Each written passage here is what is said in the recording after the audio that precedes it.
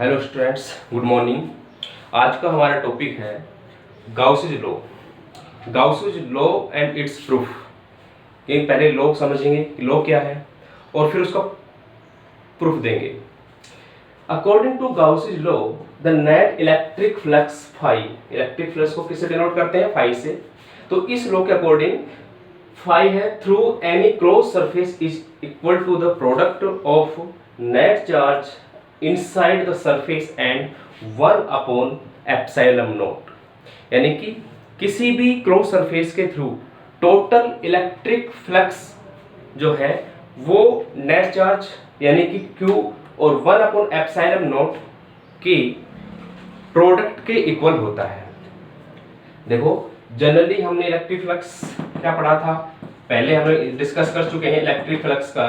Electric flux phi E वो हमने पढ़ा था integration for cross surface E dot ds, E vector dot ds ये पढ़ा था। लेकिन अकॉर्डिंग टू गाउस लॉ, लेकिन गाउस लॉ ने क्या कहा कि जो फाई E है तो जो ये वैल्यू है ये Q के और Q multiply 1 upon epsilon naught यानी इन दोनों के प्रोडक्ट के इक्वल है। तो ये आ गया Q अपॉन एप्सिलॉन नॉट। अब यहाँ पे नेट की बात की है टोटल, तो यहाँ पे लिखेंगे सिग्मा, सिग्मा क्यू, ये हो जाएगा सिग्मा क्यू। ठीक है, तो ये नेट चार्ज है तो नेट चार्ज यानी कि सिग्मा क्यू है टोटल। एल्जेब्रिक सम है, यहाँ पे जो सिग्मा क्यू है ये सिग्मा जो क्यू है ये एल्जेब्रिक सम है, algebraic sum of all charges, total charge है। जैसे मान लीजिए एल्जेब्रिक का मतलब है विद साइन, जैसे एक क्रॉस सरफेस पे है -3 कूलम +4 -5 कूलम, अलग अलग है तो इनको टोटल करेंगे तो -3 +4 -5 जैसे ये माइनस का 4 कूलम आता है। ओके, तो इस तरीके से ये जो सिग्मा क्यू इस कंडीशन में ये होगा, सिग्मा क्यू की वैल्यू -4 होगा, तो एल्जेब्रिक सम है। ठीक है, तो ये होगा, ये गाउस लॉ ने ये कहा कि जो फाई ई है वो sigma q upon epsilon naught के इक्वल होगा। अब एप्सिलॉन नॉट क्या है? Where epsilon naught, we know that epsilon naught क्या होता है?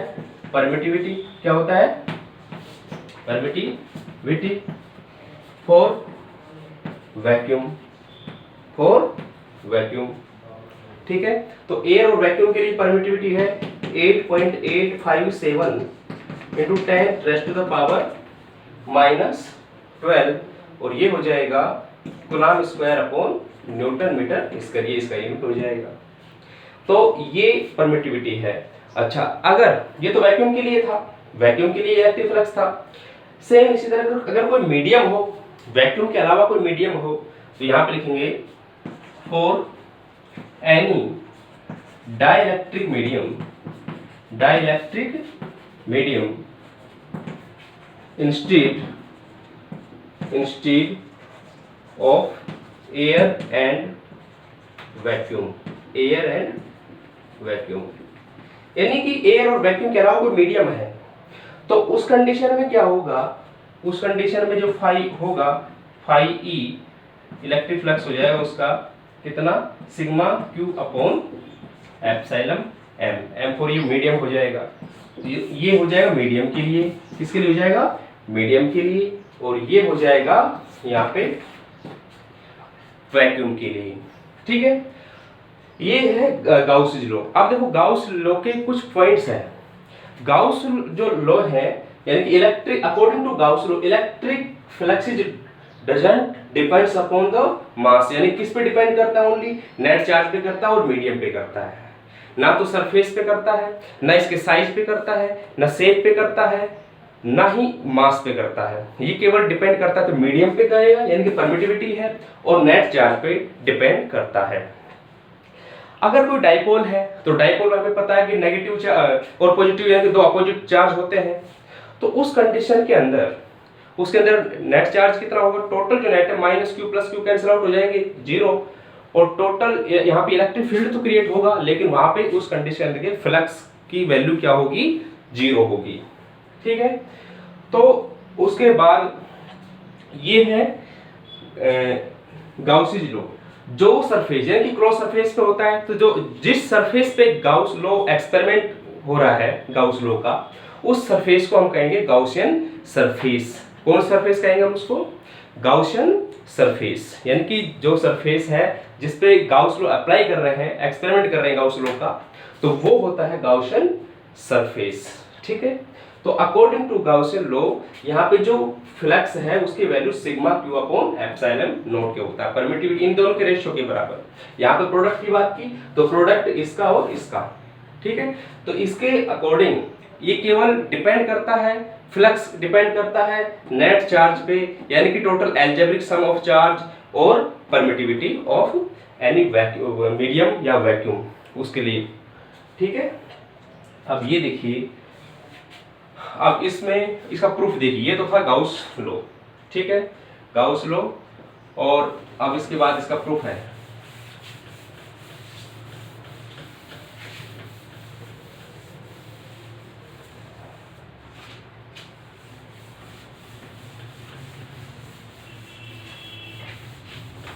प्रूफ के लिए हम कोई भी क्लोज सरफेस लेते हैं, क्योंकि ये केवल और केवल क्लोज सरफेस के लिए होगा और वेक्टर फील्ड के लिए होगा, एप्लीकेबल है जो।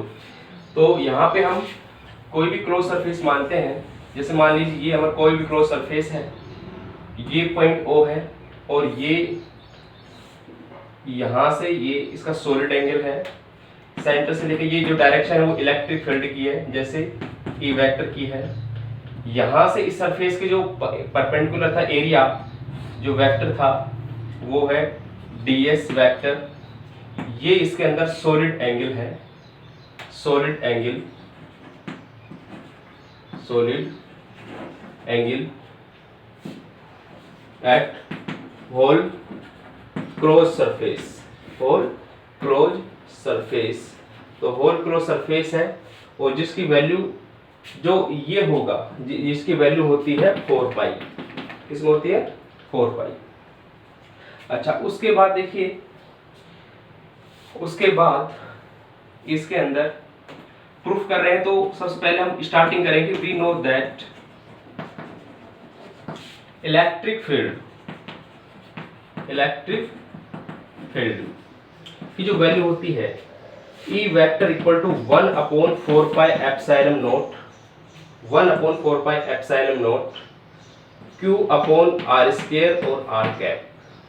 R स्क्वायर होता क्योंकि ये पॉइंट चार्ज के लिए कूलम्ब लॉ से आया था, R कैप इसकी डायरेक्शन बताएगा।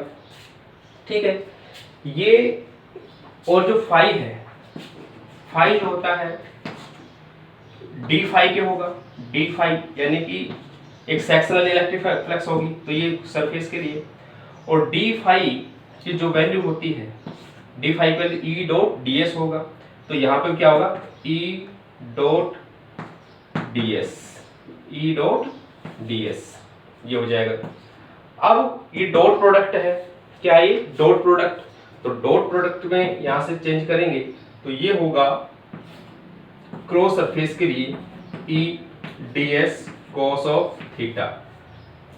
फाई की वैल्यू क्या होगी? फाई ये डी फाई होगा और E ds cos of theta. लेकिन मैग्नीट्यूड, ये वेक्टर फॉर्म है, लेकिन मैग्नीट्यूड हम लें ई का, तो ये हो जाएगा 1/4 pi epsilon naught Q upon R square only. ये तो क्या था? वेक्टर था, ये था मैग्नीट्यूड। यहाँ पे ई का मैग्नीट्यूड है क्योंकि डॉट प्रोडक्ट में, तो ये इक्वेशन फर्स्ट है और ये इक्वेशन क्या है? सेकेंड। तो from equation first and second put the value of E, यानी इक्वेशन सेकेंड के अंदर हम वैल्यू पुट करेंगे किसकी? ई की वैल्यू पुट करेंगे। तो ये होगा phi equal to phi E, तो ये क्या है? फाई ई इलेक्ट्रिक फ्लक्स, ये होगा, यहाँ पे पुट कर देते हैं integration for close surface, integration ई की वैल्यू जो है 1/4 pi epsilon naught Q upon R square. ये तो केवल क्या है? E, साथ में क्या है देखिए ds और cos ऑफ थीटा, ये है। अब देखो इसके अंदर यहाँ पे ये कांस्टेंट है, ये क्या है? कांस्टेंट है, और बाकी वेरिएबल है। तो यहाँ पे Q/4 pi epsilon not close surface के इंटीग्रेशन ये होगा यहाँ पे ds cos of theta, ds cos of theta upon r square.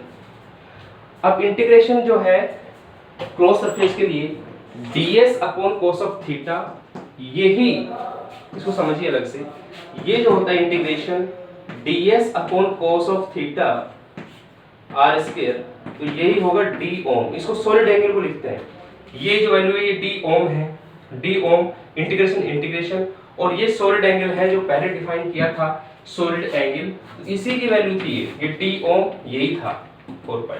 तो ये वैल्यू जो है वो है 4 पाई के इक्वल। किसके इक्वल है? 4 पाई के इक्वल। तो इसकी वैल्यू हम पुट करेंगे solid angle at close whole surface, तो यहाँ पे जो होगा ये होगा Q upon 4 pi epsilon naught, और मल्टीप्लाई कर देंगे 4 पाई से। किसे करेंगे? इसकी जो वैल्यू 4 पाई है, तो 4 पाई से 4 पाई कैंसिल आउट हो गया। तो जो रिजल्ट आया, रिजल्ट क्या है इसका? Phi E equal to Q upon epsilon naught. तो ये डिराइव हुआ। तो ये क्या है? इसका प्रूफ है, यानी कि phi E equal to Q upon epsilon naught. ठीक है, तो ये प्रूफ है, इक्वेशन थर्ड प्रूफ है। तो ये हम प्रूफ लेके आए हैं। ओके, ठीक है। तो इसके बाद देखिए, यहाँ पे हमने पहले बताया था कि जो इलेक्ट्रिक फ्लक्स है अकॉर्डिंग टू गाउस लॉ, ये टोटल नेट चार्ज था, तो केवल किस पे डिपेंड करता है? टोटल प्रोड्यूस जो नेट चार्ज है उस पे और एप्सिलॉन नॉट पे, यानी कि परमिटिविटी पे या मीडियम पे। क्योंकि मीडियम इसलिए डिपेंड करता है क्योंकि जो मीडियम है, परमिटिविटी है, सब मीडियम के लिए अलग अलग होती है। वैक्यूम के लिए एप्सिलॉन नॉट है जिसकी वैल्यू फिक्स होती है। एप्सिलॉन नॉट की value 8.857 into 10 raise to the power -12, और यहाँ पे होगा coulomb square upon newton metre square. ठीक है, तो ये होगा इसमें। अच्छा, अब देखो यहाँ पे कुछ एग्जाम्पल है इससे ही रिलेटेड। देखिए, एक एग्जाम्पल क्वेश्चन है,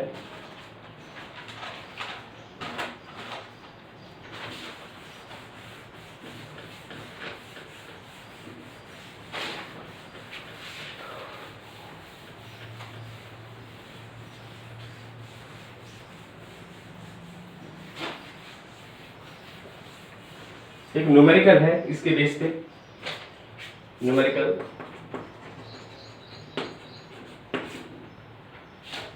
क्या है? ये चार्ज रखा है इसके अंदर 7.6 माइक्रोकूलम्ब, और रेडियस ऑफ स्फीयर, क्योंकि जो गाउसियन सरफेस है वो स्फेरिकल हो सकती है, सिलेंड्रिकल हो सकती है, क्यूबिक हो सकती है, क्यूब हो सकता है, क्लोज सरफेस के लिए होता है। तो यहाँ पे स्फेयर के लिए रेडियस जो गिवन है वो दे रखा है 0.03 मीटर, 0.03 मीटर दे रखा है। अब इसमें पूछ रहा है फाइंड इलेक्ट्रिक फ्लक्स। क्या फाइंड आउट करना है? इलेक्ट्रिक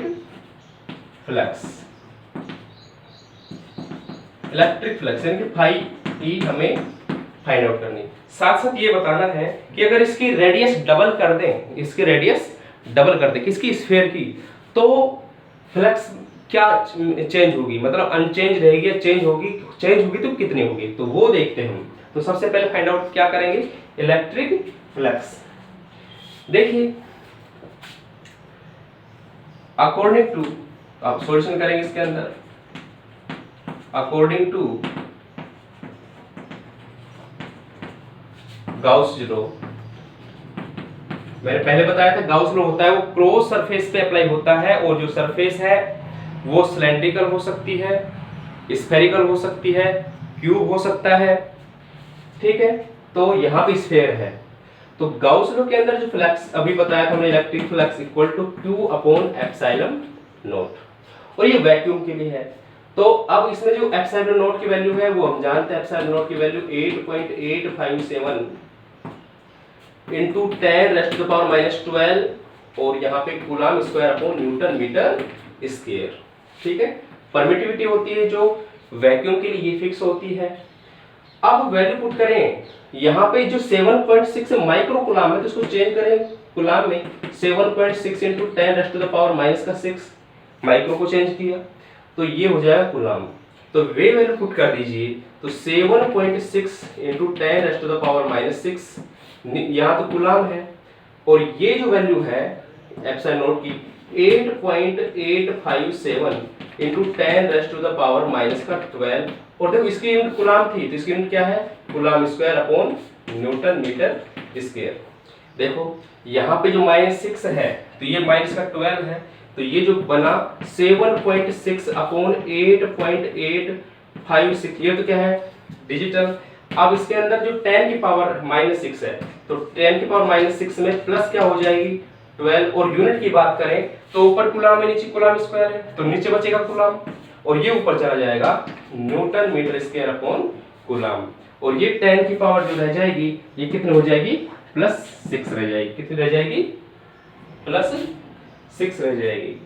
ये हो जाएगा 0.86 इंटू 10⁻⁶, यानी कि इसको सोल्व करेंगे तो ये आएगा, और न्यूटन मीटर स्क्वायर पर कुलाम न्यूटन। अगर हाँ एक डेसिमल आगे लेके आए तो इसकी 10 की पावर कम हो जाएगी तो जाएगा 8.6 इंटू 10⁵ न्यूटन मीटर स्क्वायर पर कूलम। तो इस तरीके से इसके न्यूमेरिकल करेंगे, यानी कि इसके अंदर मीडियम के लिए अलग वैल्यू हो जाएगी। यहाँ पे मीडियम है तो उसकी परमिटिविटी गिवन होगी, उसमें दिया जाएगा। तो ये था, ठीक है। इसमें सेकंड स्टेटमेंट इसका ये था, अगर इसकी रेडियस को डबल करें तो इसकी इलेक्ट्रिक फ्लक्स में क्या चेंज आएगा। तो आपने देखा कि हमने कहीं भी रेडियस को शामिल नहीं किया इसमें, तो रेडियस पे डिपेंड नहीं करता। तो रेडियस चाहे डबल हो, चाहे हाफ हो, चाहे ट्रिपल हो, electric flux doesn't depends on the radius, doesn't depend on its shape and doesn't depends on the size, ठीक है। ओनली डिपेंड किस पे करता है, टोटल चार्ज पे और मीडियम पर। मीडियम इसलिए करता है क्योंकि परमिटिविटी सभी की अलग अलग रहेगी, ठीक है। तो इस तरीके से था, ठीक है। तो ये हो गया होगा। गाउस लॉ था, देखो फिर बता देता हूँ। गाउस लॉ, गाउसियन सरफेस वो होता है जिसके अंदर हम जिस सरफेस में गाउस लॉ का एक्सपेरिमेंट करते हैं, और ये वेक्टर फील्ड के लिए ही एप्लीकेबल है, ये क्लोज सरफेस के लिए ही एप्लीकेबल है। क्लोज सरफेस जैसे स्फेरिकल हो गया, सिलेंड्रिकल हो गया, क्यूब हो गया, ठीक है, इनकी क्लोज है। ये सारे के सारे गाउसियन सरफेस हैं, ठीक है। तो ये आ गया होगा। इसके बाद आप को नोट सेंड करूंगा, उसमें से देख लेना, और ये न्यूमेरिकल कर लेना। इस टाइप और न्यूमेरिकल है वो भी हम करेंगे, ठीक है। Thank you.